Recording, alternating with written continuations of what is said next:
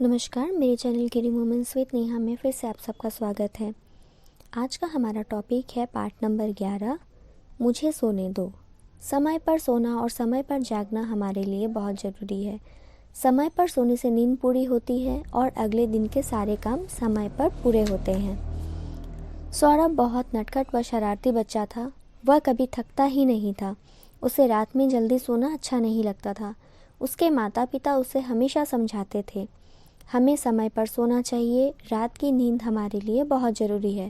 पर सौरभ किसी की बात नहीं सुनता था। वह हमेशा रात में देर से सोता था। एक दिन सौरभ के माता पिता उनके नाना जी के घर गए। उन्होंने उन्हें सारी बात बताई।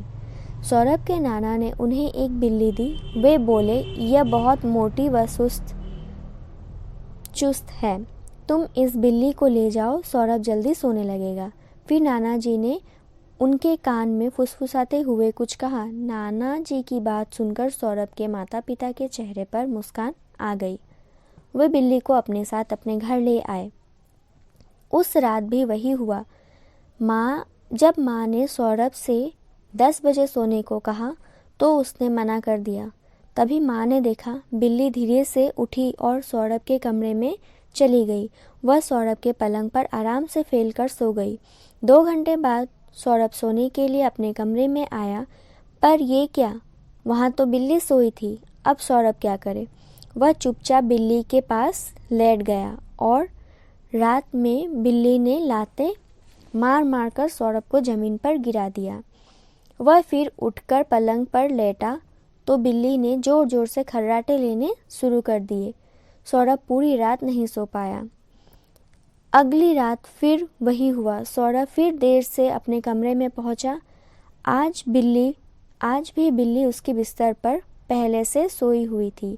सौरभ को बहुत गुस्सा आया। उसने मन ही मन कुछ सोचा और बिल्ली के साथ सोने की कोशिश करने लगा। अगली रात जैसे ही माँ ने सौरभ से सोने को कहा, वह दौड़ता हुआ अपने कमरे में जाकर पलंग पर लेट गया। सोते सोते वह बड़बड़ा रहा था, बिल्ली मुझे परेशान मत करो, मुझे सोने दो। सौरभ को समय पर सोता देखकर उसके माता पिता बहुत खुश हुए। बिल्ली के आने से चुपचाप सौरभ जल्दी सोने लगा। आज के लिए बस इतना ही। अगर आपको इस लेसन में कुछ भी डाउट है तो आप मुझे कमेंट बॉक्स में कमेंट करके पूछ सकते हैं। धन्यवाद।